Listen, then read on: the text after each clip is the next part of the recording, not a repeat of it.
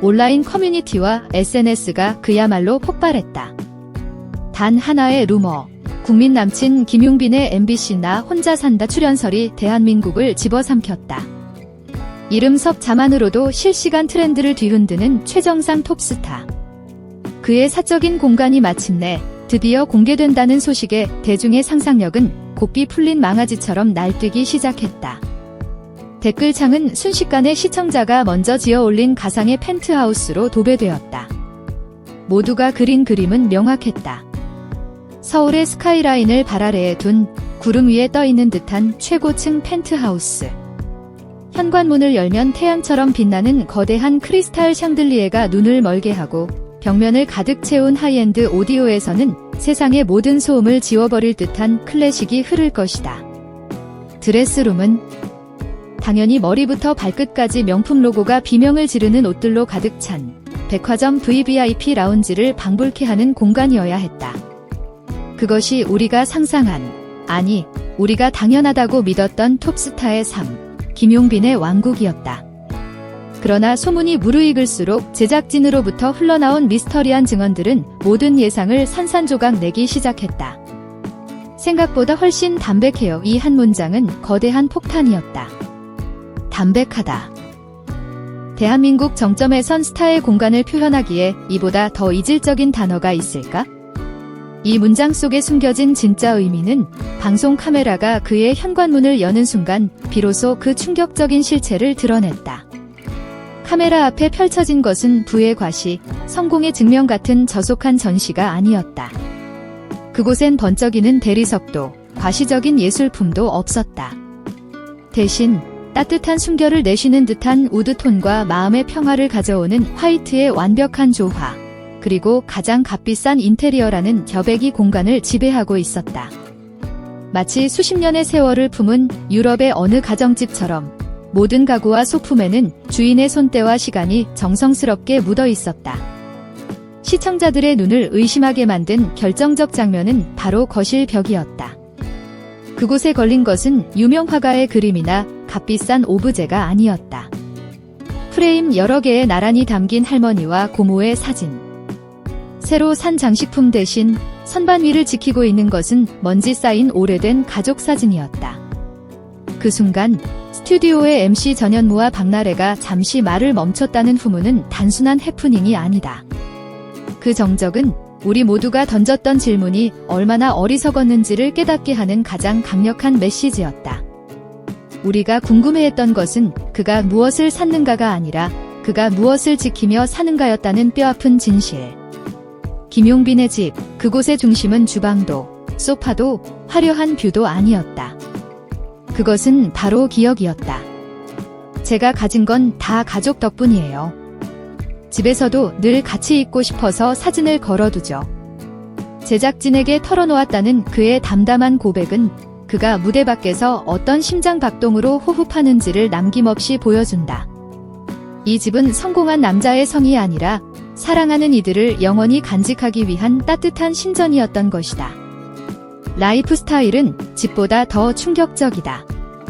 수십, 수백억을 벌어들이는 그의 수입 대부분은 저축과 기부로 흘러간다. 정작 자신을 위한 소비는 최소화한다. 그의 드레스룸을 열었을 때 우리를 맞이한 것은 커다란 로고가 새겨진 옷이 아니라 몸에 가장 잘 맞는 면 티셔츠와 오래 입어비치 바랜 청바지였다.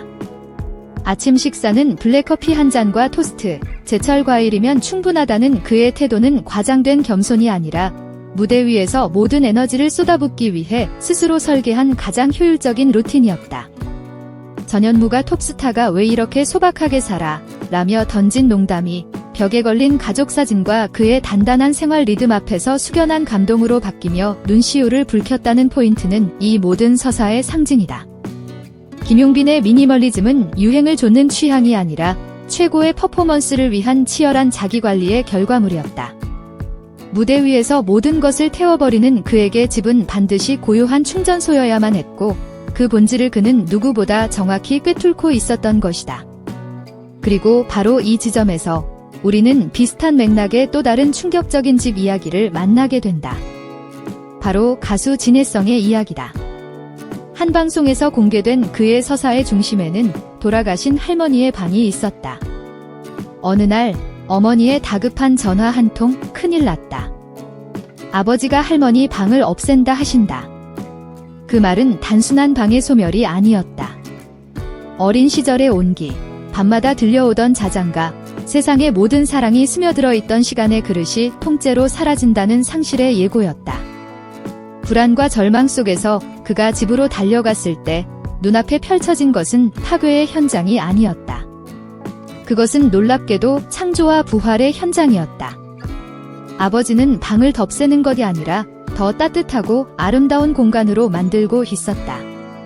추억을 지키면서 공간을 업데이트하는 작업.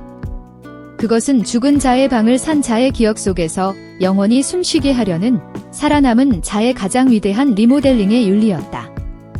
며칠 뒤 우드톤 바닥과 크림색 벽지로 다시 태어난 방 중앙에는 할머니의 사진이 정갈하게 놓여 있었다. 이것은 팬들이 말한 것처럼 가장 진짜인 가족의 또 다른 대기실이었다. 무대를 떠난 그의 마음이 돌아와 쉴 수 있는 가장 완벽한 백스테이지. 김용빈과 진혜성. 두 개의 집, 두 개의 서사는 기이할 정도로 같은 곳을 향하고 있다. 과실을 덜어낸 자리에 관계를 더한 집. 김용빈의 펜트하우스가 증명한 것은 소유의 양이 아니라 비워낼 줄 아는 용기였고, 진혜성의 할머니 방이 보여준 것은 지키는 법을 넘어 함께 늙어가게 하는 법이었다. 집을 과시용 세트처럼 꾸미지 않고 자신의 생활 리듬에 완벽히 복속시킨다는 점. 카메라 앞에서 감동을 쥐어짜내는 것이 아니라 카메라가 오기 전부터 존재하던 삶의 리듬을 조용히 들려준다는 점.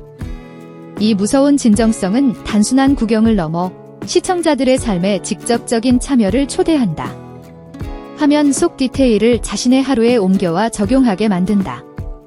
저들처럼 가족 사진을 다시 걸고 오래된 물건을 버리기 전에 그것에 얽힌 이야기를 떠올려보게 한다. 콘텐츠가 생활로 번역되는 이 기적 같은 순간, 팬덤은 신앙이 되고 신뢰는 영원이 된다. 결국 모든 것은 태도의 문제다. 얼마나 화려하게 보여졌는가가 아니라 어떤 태도로 진심을 드러내는가. 소문으로 시작된 김용빈의 이야기는 그의 집이 말하는 단단한 목소리로 우리에게 남았다. 화려함 대신 질서, 과시 대신 배려, 소유 대신 관계. 진혜성의 방 역시 추억의 보존이 사랑의 끝이 아니라 그 추억과 함께 현재를 살아가는 법을 배우는 것이 사랑의 갱신이라는 메시지를 던진다. 좋은 집은 넓은 집이 아니라 마음이 완벽히 쉴 수 있는 집이다. 우리는 더 이상 유명인의 집을 보며 대리 만족을 얻는 세대가 아니다. 그들의 삶에서 내 삶을 바꿀 결정적 힌트를 찾는 세대다. 이 충격적인 이야기들이 우리에게 남긴 것은 대단하다는 감탄사가 아니다. 나도 오늘부터라는 조용한 결심이어야 한다. 무대 위 박수갈채는 무대 밖 당신의 가장 진실한 공간에서 만들어진다는 것, 그리고 그 생활의 중심에는 언제나 집이 있다는 것, 이것이 두 명의 스타가 온몸으로 증명해낸 시대의 가장 위대한 명제다.